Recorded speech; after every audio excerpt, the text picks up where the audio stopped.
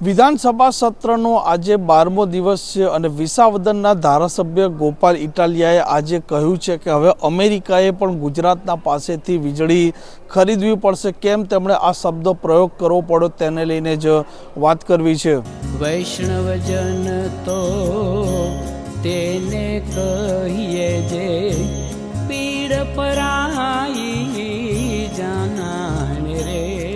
નમસ્કાર, આપ જોઈ રહ્યા છો નવજીવન ન્યૂઝ અને હું છું આપણી સાથે તોફિક ગાંચી। વિધાનસભાના સત્ર આજે 12મા દિવસે 9 વાગે ચાલુ થાય છે અને અલગ અલગ વિભાગના જે પ્રકારે પ્રશ્નો હતા તેમાં પ્રશ્ન હતા ઉર્જા વિભાગના અને તેમાં વિસાવદરના ધારાસભ્ય ગોપાલ ઇટાલિયા તેમનો જે જૂનાગઢ જિલ્લો અને તેમનો મત વિસ્તાર વિસાવદર છે તેમાં ખેડૂતોના ઉર્જાને લઈને તેમણે સવાલો પૂછતા કહ્યું હતું કે જ્યારે કોઈ ખેડૂત સૌર પંપની ખરીદી કરે છે અને ત્યાર પછી નિયમ અનુસાર તેને 5 વર્ષે વીજળી મળવી જોઈએ, પરંતુ ઘણા એવા ખેડૂતો છે તેઓને વીજળી આજ દિન સુધી મળી નથી અને તે ભાજપ પર વરસતા અને કટાક્ષ કરતા કહે છે કે હવે એવા દિવસો આવવાના છે કે અમેરિકા પણ ગુજરાતના પાસેથી વીજળી ખરીદવાના છે। અને તેમણે અમરેલી જિલ્લાના જે ઉર્જા રાજ્યમંત્રી છે કૌશિક વેકરિયા તેમનું નામ લીધા વિના તેમના પર પણ પ્રહારો એટલે કર્યા હતા કેમ કે પ્રશ્નમાં અમરેલી અને જૂનાગઢ બંને જિલ્લાનો ઉલ્લેખ હતો।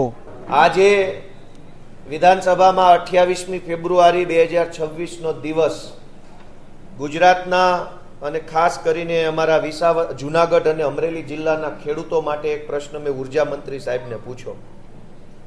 વાત એમ છે કે ઘણા વર્ષો પહેલા સરકારે ખેડૂતોને of grid solar pump installation આપ્યું સબસિડી વાળું, એટલે એ વખતે બહુ મોટી મોટી વાતો ગુજરાતની સરકારે કરી।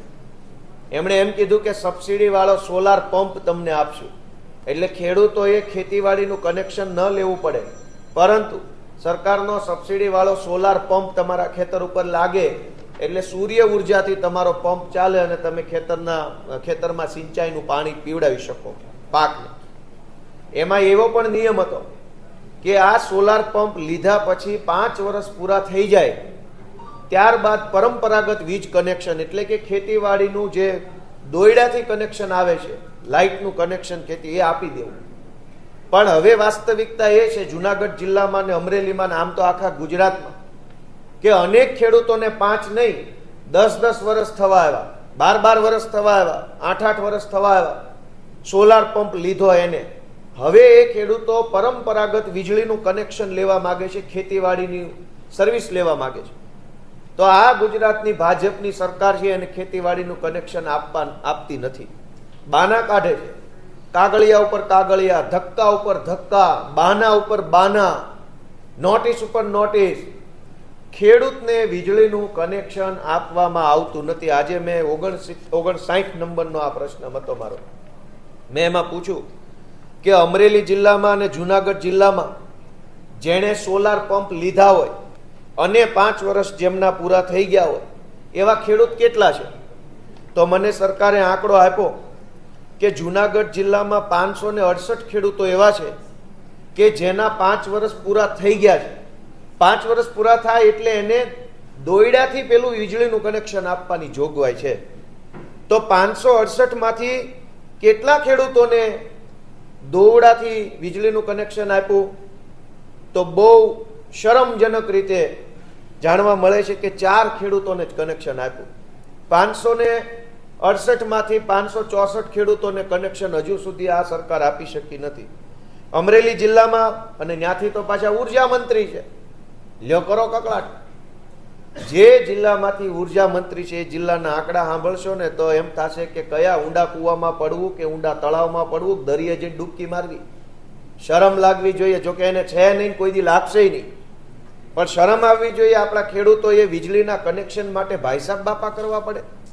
ખેડૂતોએ ક્યાં એમ કીધું અમને હેલિકોપ્ટર આપો, ચાર્ટર પ્લેન આપો, રાજ્યસભાની ટિકિટ આપો। ખેડૂત એમ કહે છે કે 1 મીટર આપો, અમારા ખેતરના ખૂણે સબમર્સિબલ મોટર ચલાવવા માટે એક લાઇટનું કનેક્શન આપો, આટલી જ માંગણી છે, કોઈ હેલિકોપ્ટરો નથી માંગ્યા। અમરેલી જિલ્લામાં 843 ખેડૂતો એને 5 વર્ષ પૂરા થઈ ગયા છે of grid solar pump installation એટલે કે સોલાર પ્લેટ દ્વારા ચાલતું પંપ લગાવવાના। હવે 843 માંથી 5 વર્ષ પૂરા કર્યા પછી કેટલા ખેડૂતોને રેગ્યુલર કનેક્શન આપવામાં આવ્યું? તો જે જિલ્લામાંથી વીજળી મંત્રી આવે છે એ જિલ્લામાં 2 ખેડૂતોને રેગ્યુલર કનેક્શન આપ્યું, 843 માંથી 2. હવે આમાં મારે શું વાત કરી? હવે બોલવા જેવું જ ક્યાં વધ્યું? એક બાજુ ભાજપના લોકો જે અલગ અલગ જિલ્લામાંથી મંત્રી બને ત્યારે એમની વાહવાહી, રક્તતુલા. હવે લોહી પીવામાં શું બાકી રાખ્યું છે? વળી ઉપરથી રક્તતુલા કરો છો. જે જિલ્લામાંથી વીજળી મંત્રી બન્યા ત્યારે એમનું સરઘસ કાઢ્યું કે આપણા જિલ્લાના. તો અપાવો લ્યો, આપણા જિલ્લાના મંત્રી હોવ તો 841 ખેડૂતોને વીજળીના કનેક્શન. જુનાગઢમાં 564 ખેડૂતોને બાકી છે. હવે આ તો 2 જિલ્લાનો આંકડો છે. આખા ગુજરાતના ઓછામાં ઓછા, હું એમ માનું છું કે ઓછામાં ઓછા 50,000 કરતા પણ વધુ ખેડૂતો, ઓછામાં ઓછા અંદાજ કરું છું, કદાચ વધુ હશે પણ ઓછું નહીં હોય, 50,000 કરતા પણ વધુ ખેડૂતોને સોલાર પંપ આપ્યા પછી 5 વર્ષ થઈ ગયા હોવા છતાં પણ હજુ સુધી પરંપરાગત વીજળી કનેક્શન આપવામાં આવ્યું નથી. અને તેમ છતાંય વિધાનસભાની અંદર ઉર્જા મંત્રી ઊભા થઈને એવું બોલે છે કે આપણને એમ થાય અમેરિકાએ ગુજરાત પાસેથી વીજળી વેચાતી લેવી પડશે. અહીંયા તો બહુ સારી વીજળી છે, બધાના ઘરે ઘરે. આજે જ વીજળીનો મુદ્દો હતો અને એવું બોલતા હતા બધા ભાજપના માણસો. આપણને એમ થાય કે આ એટલી બધી સારી વીજળી છે, લાવો થોડી ખાઈ જાય. દોસ્તો, એટલી બધી શરમ આવે છે, એટલું બધું દુઃખ લાગે છે કે શું ચાલી રહ્યું છે. ખેડૂતોને વીજળીના મીટર મળતા નથી. લાઇટ તો આજે જીવન જરૂરી વસ્તુ થઈ ગઈ છે. જેમ હવા, જેમ પાણી, જેમ ખોરાક, એમ લાઇટ વગરનું જીવન એ આજે શક્ય નથી. એ ચાહે ઘર વપરાશની લાઇટ હોય કે ખેતીવાડી વપરાશની લાઇટ હોય.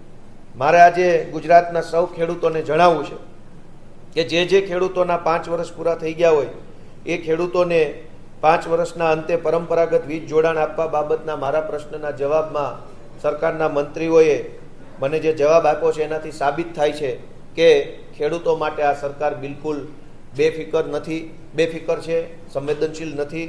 અને આવી સરકારને ખેડૂતોએ ઘર ભેગી કરવી જોઈએ. આમ વિસાવદરના ધારાસભ્ય ગોપાલ ઇટાલિયાનું કહેવું છે કે સરકાર જે પ્રકારે ખેડૂતોના હિતની વાત કરે છે, પરંતુ આ ખેડૂતો જે પ્રકારે તેમણે વીજળી મેળવવી પડતી હોય છે અને તેમણે આ જિલ્લાનો પ્રશ્નો પૂછ્યા હતા, પરંતુ રાજ્યના 50,000થી વધારે જે ખેડૂતો છે તે આજે તેમના ખેતરમાં વીજળી મેળવવા માટે ફાંફા મારી રહ્યા છે.